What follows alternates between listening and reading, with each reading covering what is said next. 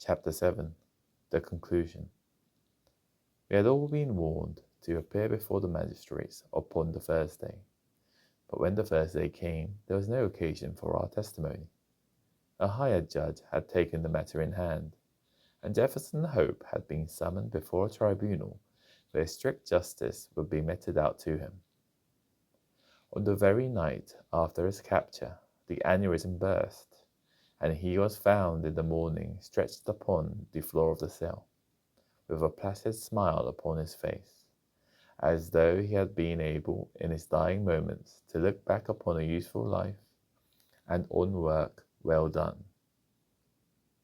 Gregson and Lestrade will be wild about his death, Holmes remarked, as we chatted it over next evening. Where will their grand advertisement be now?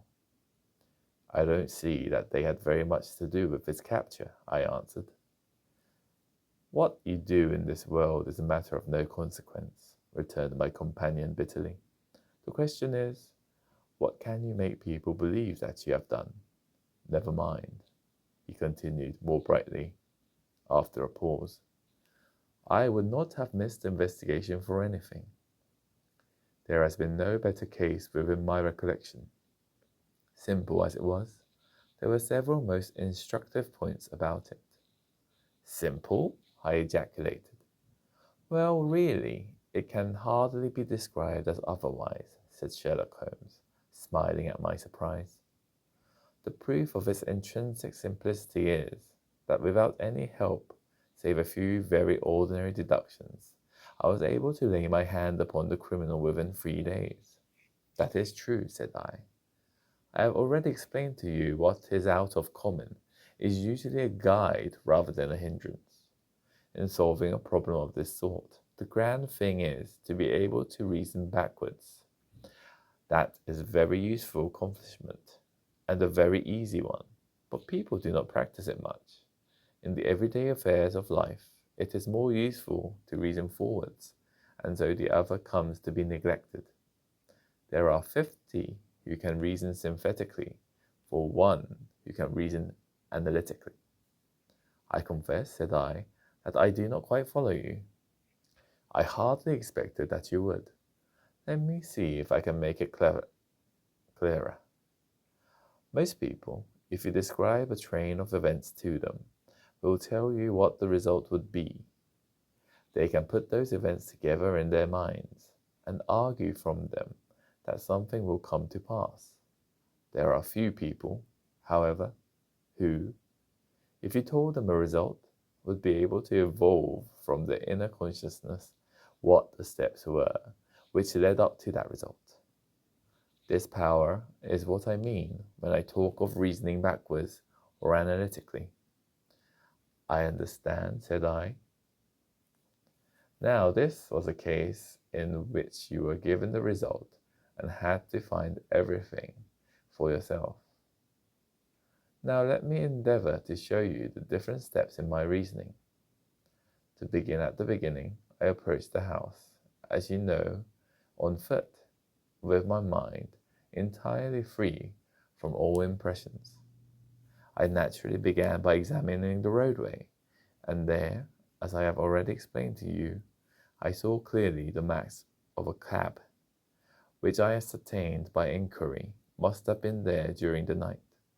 I satisfied myself that it was a cab, and not a private carriage, by the narrow gauge of the wheels. The ordinary London growler is considerably less wide than a gentleman's brougham.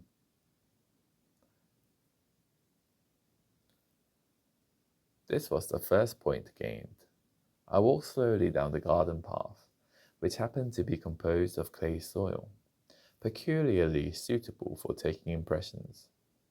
No doubt it appeared to you to be a mere trampled line of slush, but to my trained eyes every mark upon its surface had a meaning. There is no branch of detective science which is so important and so much neglected as the art of tracing footsteps. Happily, I have always laid great stress upon it, and much practice has made it second nature to me.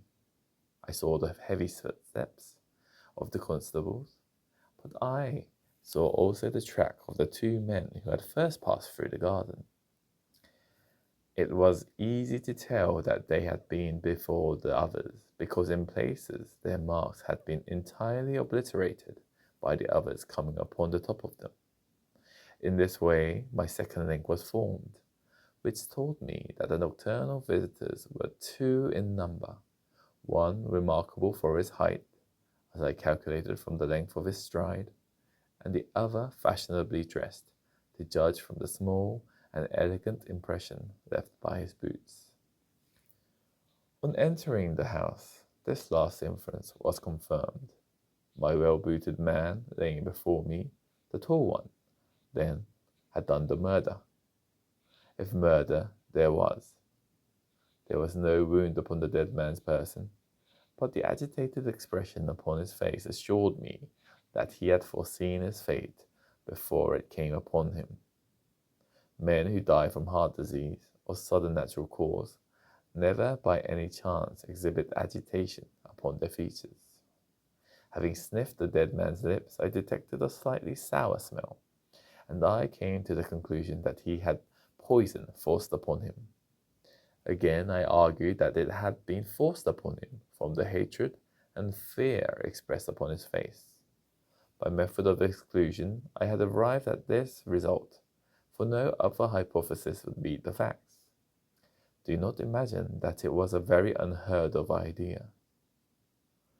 The forcible administration of poison is by no means a new thing in criminal annals.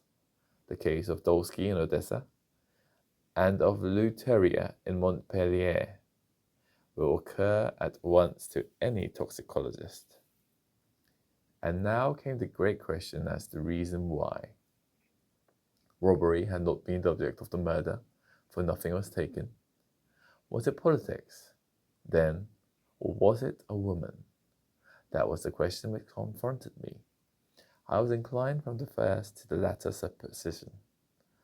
Political assassins are only too glad to do their work and to fly. This murder had, on the contrary, been done most deliberately, and the perpetrator had left his tracks all over the room, showing that he had been there all the time. It must have been a private wrong, and not a political one, which called for such a methodical revenge.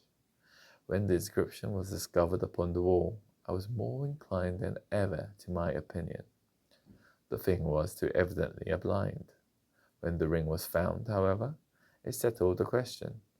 Clearly, the murderer had used it to remind his victim of some dead or absent woman.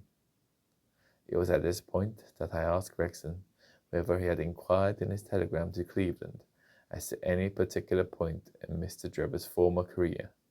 He answered, you remember, in the negative. I then proceeded to make a careful examination of the room, which confirmed me in my opinion as to the murderer's height, and furnished me with the additional details as to the Trinchinopoly cigar and the length of his nails. I had already come to the conclusion, since there were no signs of a struggle, that the blood which covered the floor had burst from the murderer's nose in his excitement. I could perceive that the track of blood coincided with the track of his feet. It is seldom that any man, unless he is very full-blooded, breaks out this way through emotion. So I hazarded the opinion that the criminal was probably a robust and ruddy-faced man. Events proved that I had judged correctly. Having left the house, I proceeded to do what Gregson had neglected. I telegraphed to the head of police at Cleveland, limiting my inquiry to the circumstances connected with the marriage of Enoch Drebber. The answer was conclusive. It told me that Drebber had applied for the protection of the law against an old rival in love named Jefferson Hope, and that this same Hope was at present in Europe. I knew now that I had the clue to the mystery in my hand, and all that remained was to secure the murderer. I had already determined in my own mind that the man who had walked into the house was Drebber, was none other than the man who had driven the cab. The marks in the road showed me that the horse had wandered on in a way which would have been impossible had there been anyone in charge of it. Where then could the driver be, unless he were inside the house? Again, it is absurd to suppose that any sane man would carry out a deliberate crime under the very eyes, as it were, of a third person, who was sure to betray him. Lastly, supposing one man wished to dog another through London, what better means could he adopt than to turn cab driver? All these considerations led me to the irresistible conclusion that Jefferson Hope was to be found among the Jarvies of the metropolis. If he had been one, there was no reason to believe that he had ceased to be. On the contrary, from his point of view, any sudden change was likely to draw attention to himself. He would probably, for a time at least, continue to perform his duties. There was no reason to suppose that he was going under an assumed name. Why should he change his name in the country when no one knew his original one? I therefore organized my street Arab detective corps and sent them systematically to every cab proprietor in London until they ferreted out the man that I wanted. How well they succeeded, and how quickly I took advantage of it, are still fresh in your recollection.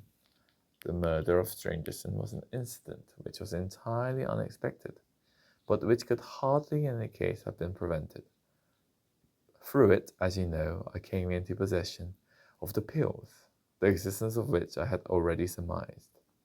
You see, the whole thing is a chain of logical sequences, without a break or flaw. It is wonderful, I cried. Your merit should be publicly recognized. You should publish an account of the case. If you won't, I will for you. You may do what you like, doctor, he answered.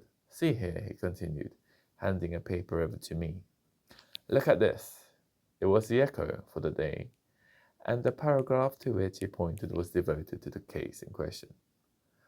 The public, it said, have lost a sensational treat through the sudden death of the man Hope.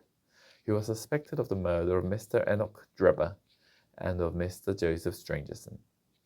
The details of the case will probably never known now, though we are informed upon good authority that the crime was the result of an old-standing and romantic feud, in which love and Mormonism bore a part.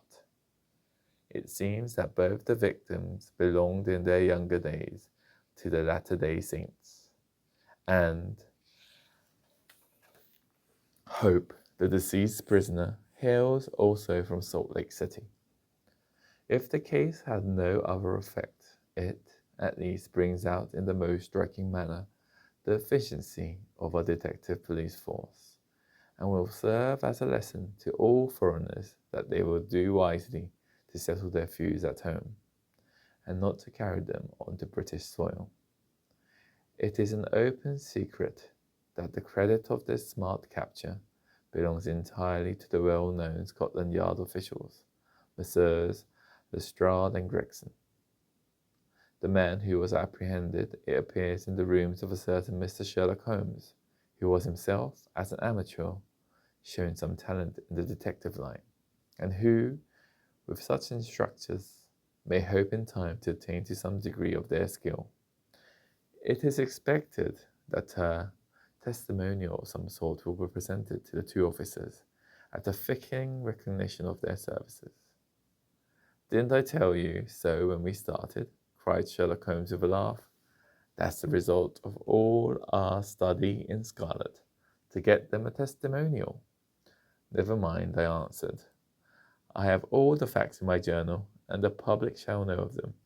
In the meantime, you must make yourself contented by the consciousness of success, like the Roman Missa.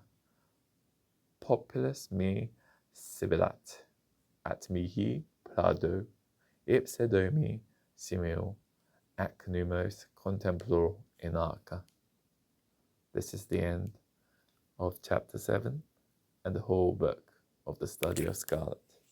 Thank you very much for listening, everyone.